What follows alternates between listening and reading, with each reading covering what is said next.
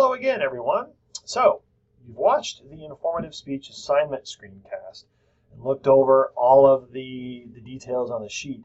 Now I just want to talk briefly again to give you a little more direction on what it means for speaking to inform. For speaking, good Lord, I'm not even putting together real sentences today.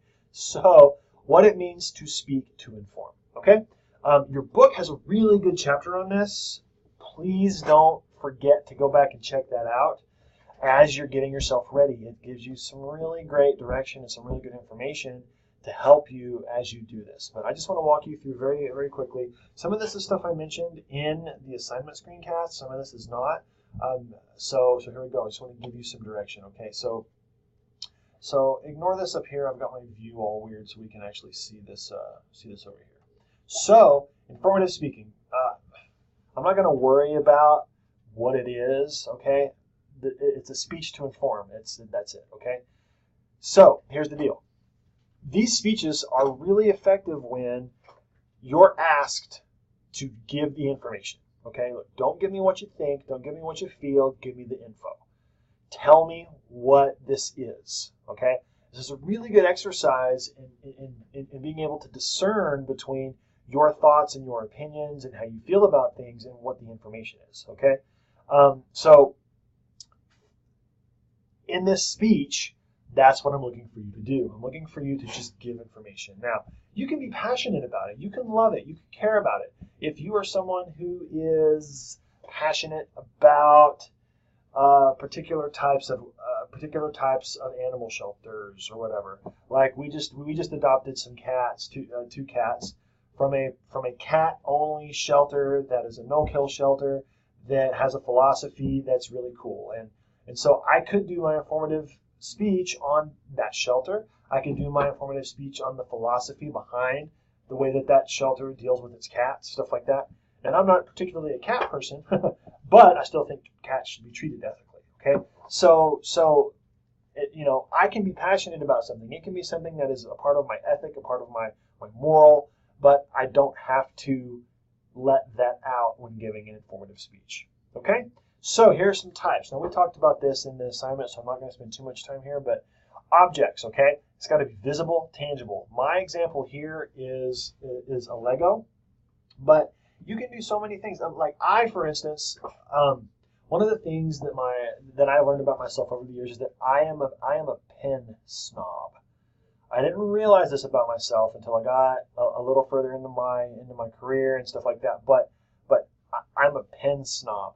I like nice pens, and by pen I mean thing you write with on paper. Okay, if you've never written with a real fountain pen, then you're missing out. And I know that sounds weird to say, but you really are. It's a cool experience, and in fact, when I got my full-time professor job, one of the gifts that I received, and it was from my spouse.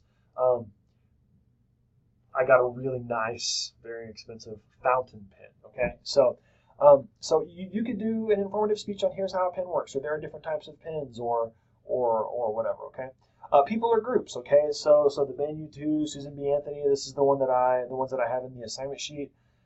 You pretty much any person, as long as you can give an informative speech on them. Now, I would suggest that you don't give an informative speech on your mom or whatever, because that's going to lean more toward a tribute speech, and that we want to save for the commemorative. Okay, so this is something that's sort of outside of you that would educate us on. Okay, now this wasn't on the assignment sheet. Okay, a process of some sort. All right.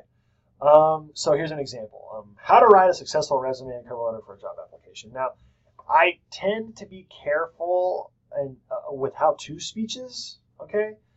Because they turn into steps, right? First, you write your name at the top of the page. Then you make sure So this works because sometimes the process is I'm going to inform you of the process. This happened to me actually in fall of this last year. Really cool speech on how brew is brews. I'm sleepy. I'm sorry. This screencast is a disaster, but I'm going to keep going. Okay. On how beer is brewed, like actually the difference between when you have a beer in front of you that is a light color versus a dark color, or red, or whatever. And it was a really interesting speech. It was a really interesting speech, and it was a process. That's what it was.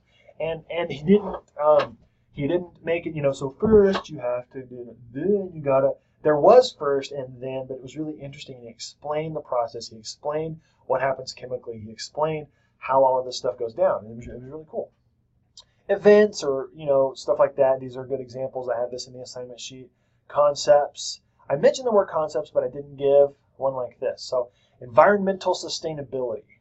Like what does it look like? One of the things that I had a speech kind of on this, but it was about how there are now, with these giant live music events, they care about the footprint that they're leaving behind, because the light show and the sound and all of that stuff consumes so much electricity that they're concerned about the footprint they're leaving as they tour around and do these things, So just it was an informative speech on that. It was really interesting. Compare and contrast. So I'm not even that crazy about beer. It's on here. I mentioned it twice. But you can compare and contrast something. Again, not to persuade, just to inform, right? So, if you're out and you're at a restaurant and you see that there's this one type of beer is an IPA and this other one is, a lager, then, here's the difference between those two things. And that is a cool way to do this, okay? We don't do demonstrative or demonstrative, depending on how you want to pronounce this. We don't do the how-to. Like I do not want to see a speech on here's how you play the guitar, okay?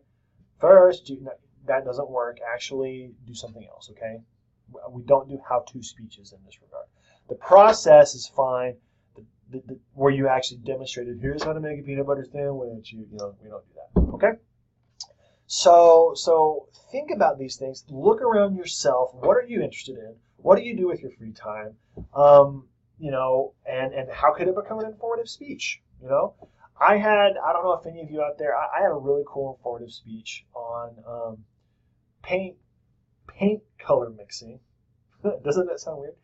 But I'm learning to paint myself, and so I was kind of on board with what was happening there. But you've got blues that lean different directions, okay? And depending on what color the blue leans toward, depends on if you take yellow and blue, and it depends on where the yellow is, right? That you've got yellows that lean red and yellows that lean green. And if you take a yellow that leans red with a blue that leans green, yellow and blue don't make green. Like, isn't that weird? You have to have the yellow that leans green and the blue that leans green to get yellow and blue to make green. Isn't that cool? My mind was blown. It's pretty cool. So you can do an informative speech on just about anything that you were interested in, okay? So then over here in the slide that you've been sort of half-eyeing while I've been talking here, just some advice, okay? Don't get too technical. Some of you are experts in things, and you're going to be like, I can't talk about every process involved in the beer brewing process. Like I can't cover that in 6 minutes. And I say, okay, give us the highlights. We do not need a comprehensive knowledge of the topic in 4 to 6 minutes. There's very few things you can do a comprehensive knowledge in 4 to 6 minutes. You can hit the high points, and I can have a general idea of what it means in 4 to 6 minutes. Okay, so don't get so technical that you're breaking things down. If you have to explain the words you're using, and you should, by the way, if you're going to use fancy schmancy language, then you should explain it. Don't leave us hanging like that. But if you have to explain every other word you're using, you're getting too technical. Okay, this is meant for us to get a sense, to get an idea of what you're talking about. Okay, don't give too much jargon, too much history, too much law, etc. I mean, you could be the history of something young can take forever to talk about. All right, let's talk about the history of social media. Well, I can give you the highlights, or I can give a month-by-month update, because sometimes that's how quickly things move, yeah? And so if I try to go month by month on the history of social media, I'm not going to make it. If I go, hey, Facebook really didn't go public until 2005 or something like that, you talk with the larger points in mind. You're not going to be too technical or get too much history, okay? Don't overestimate what the audience knows, but don't talk down to them either.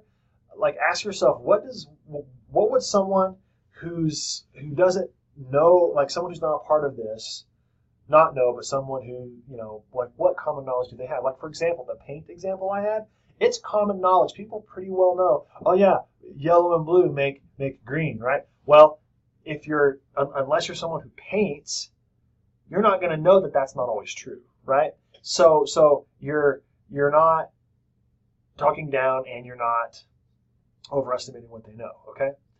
Relate it directly to the audience. Find some way to relate it to the audience. Anything's relatable, okay? Anything is relatable.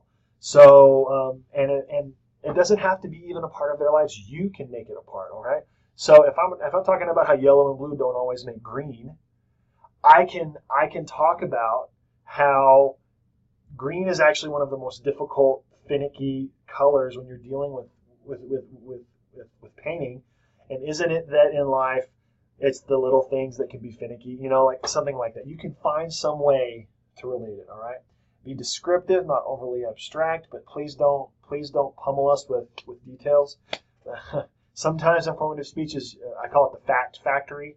You just go fact, fact, fact, fact, fact, and after a while we're just numb to the facts, okay? So be descriptive but not overly abstract. Don't go too airy-fairy on us, okay? And don't persuade and don't draw conclusions, okay?